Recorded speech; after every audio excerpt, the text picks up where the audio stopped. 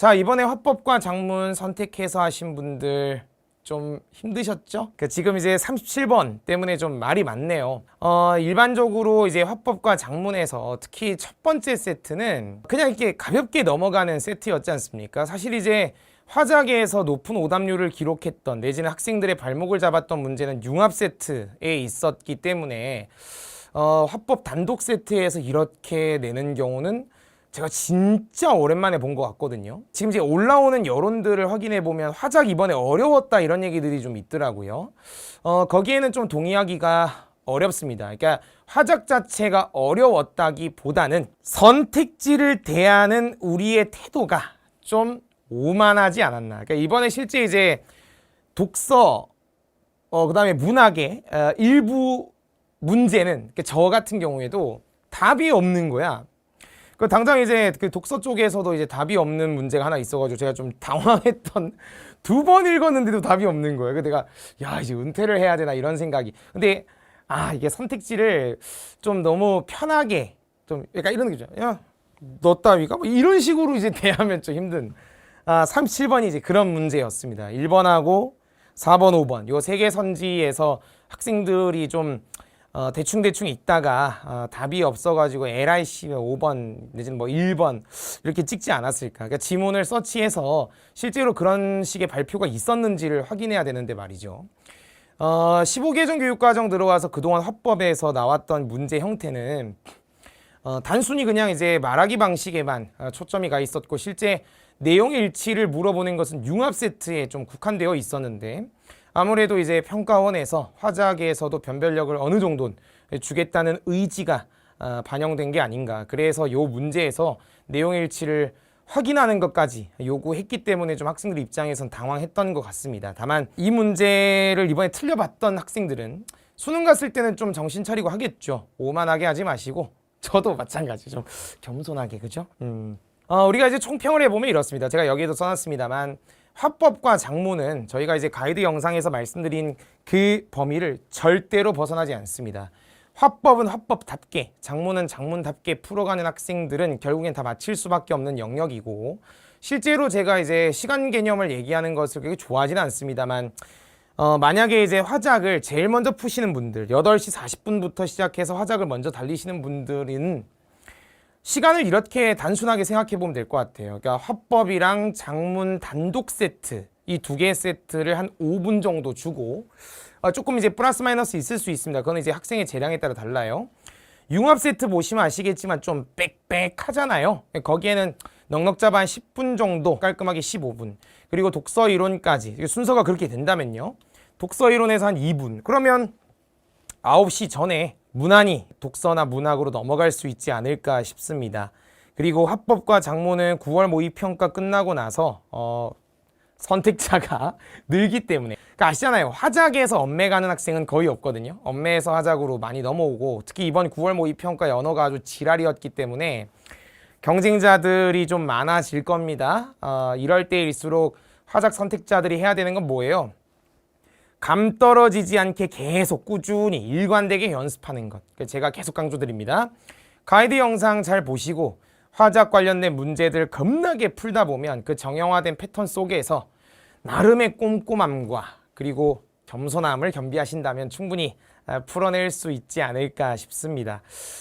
일단 이렇게 하시죠. 이번에 이제 여론에서 드러난 화작이 어렵다고 이야기하시는 분들은 연습을 안 하신 거고요. 그냥 화작은 독서다라고 생각하고 그냥 뭉개신 거고, 어느 정도 연습이 됐음에도 불구하고 37번에서 시간이 좀 걸렸거나 내지는 좀 오답이 발생한 학생들 같은 경우에는 이번 9월 모의평가를 반면 교사 삼아서 수능 갔을 때는 좀 올라가서 확인하는 것까지. 뭔지 아시죠? 그러니까 그전에는 학생이 1, 2, 3 나왔을 때 단순히 그냥 이 친구가 발표를 제대로 들었나? 아니면 뭐 추가 정보에 대해서 궁금해 하나? 이 정도만 체킹했다면 발표 내용까지도 정확하게 물어보고 있다는 거 조금 좀 신경 쓰면서 갔으면 좋겠습니다. 그래서 전반적인 정답률이 거의 다 높은데 37번이 조금 그렇습니다.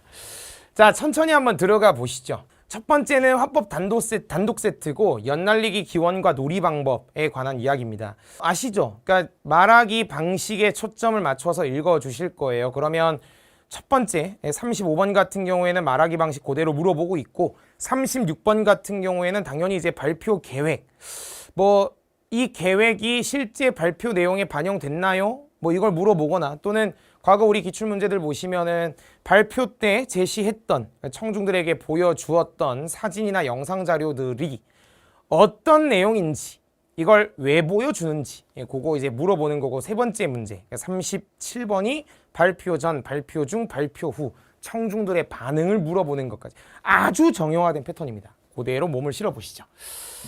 가보자. 불안해하실 필요 전혀 없어요. 지금 이 문제 틀렸다고 해서 화작 이제 망했나 봐 이렇게 생각하지 마. 어려운 문제가 아닙니다, 여러분. 안녕하세요. 다음 주 교내 민속놀이 한마당에서 우리가 함께할 민속놀이가 연날리기입니다. 행사 전에 연날리기에 대해서 알게 되면 좋을 것 같아서 연날리기의 역사와 놀이 방법에 대해서 발표하겠습니다. 말하기 방식 초점 맞춰주세요.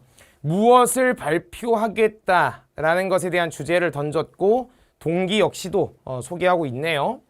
우리나라에서 연날리기는 언제부터 시작된 것일까요? 여러 자료들을 살펴보면 우리 선조들은 우리 먼 옛날부터 연날리기를 해왔다는 것을 알 수 있는데요. 화면을 보시죠. 자, 우리 나왔습니다.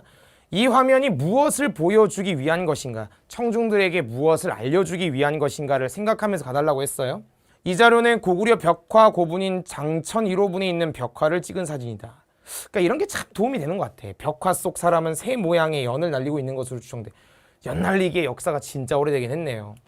그리고 삼국사기에는 김유신이 군사적 목적으로 연을 이용한 기록이 있습니다. 옛 문헌을 살펴보면 말이죠. 연날리기는 군사적 목적으로 사용되다가 점차 민간에서 놀이로 성행했다는 것을 확인할 수 있어요.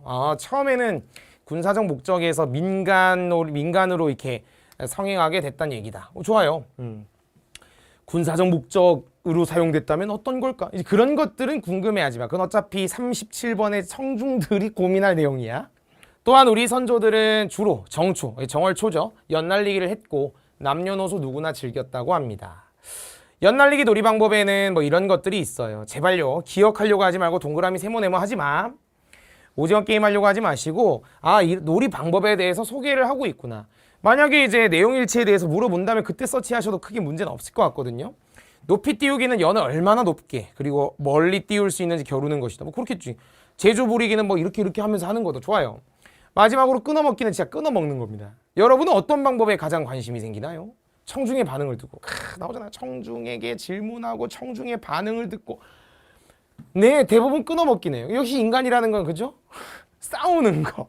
높이 날리기 이딴 거 관심 없다 이 말이야. 그럼 뒤에 나온 내용 뭔데? 끊어먹기에 대해서 자세하게 이야기하고 있네. 끊어먹기는 함께 연을 띄운 다음 연줄을 서로 엇갈리게 해서 자신의 연줄로 상대편 연줄을 비벼서 끊는 것이다. 이때 사용하는 기술이 튀김이래요. 저도 어릴 때 연날리기 놀이 했습니다만 처음 들어보는 말이야. 너 혹시 연날리기 해봤니? 그만하자. 여러분에게 다소 낯설 수 있는 기술인 튀김은 튀기는 건가 봐. 연줄을 팽팽하게 했다가 갑자기 연줄을 풀어서 딱 돌려서 내려가게 하는 것이다. 뭐 이거 들어가지고선 잘 모르겠어. 일단 해봐. 여러분 다음 주에 뭐 기대되지 않나요? 아니요.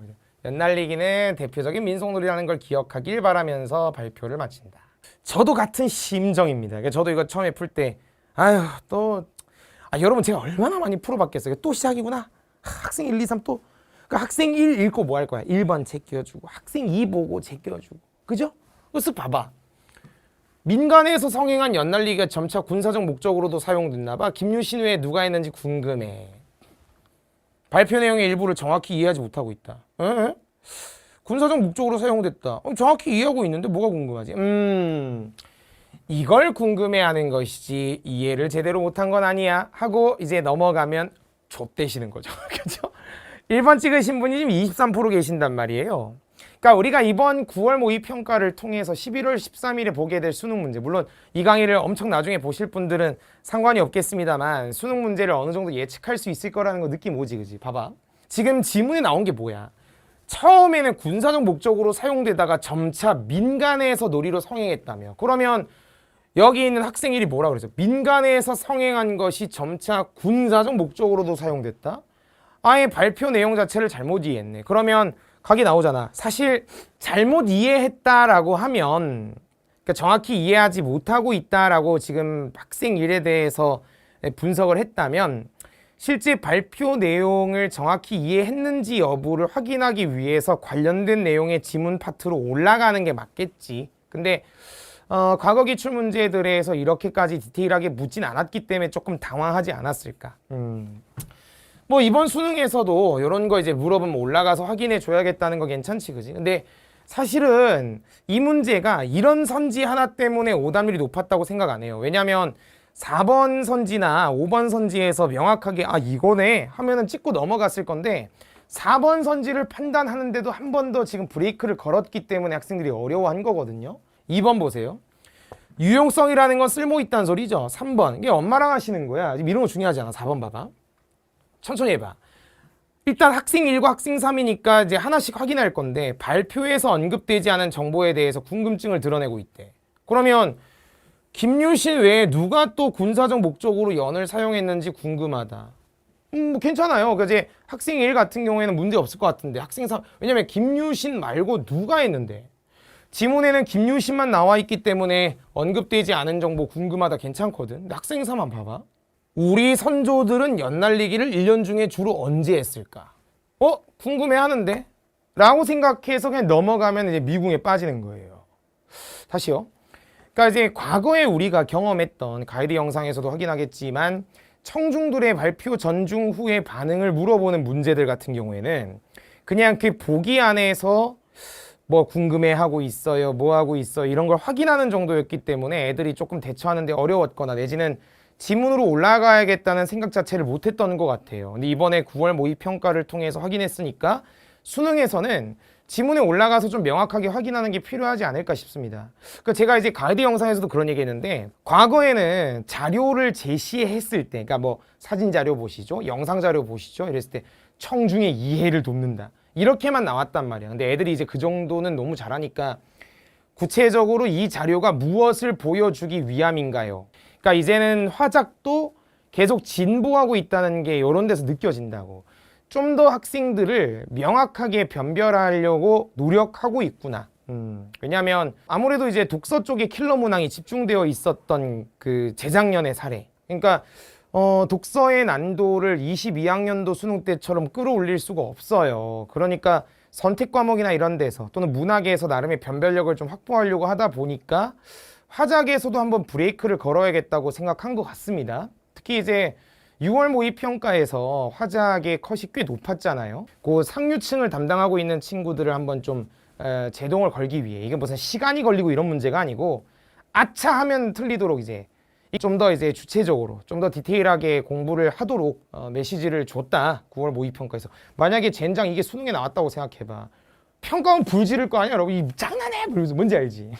제가 계속 일관되게 하는 얘기 아시죠? 우리 가이드 영상에서 제안하고 있는 내용 거기에 맞춰가지고 계속 반복 훈련.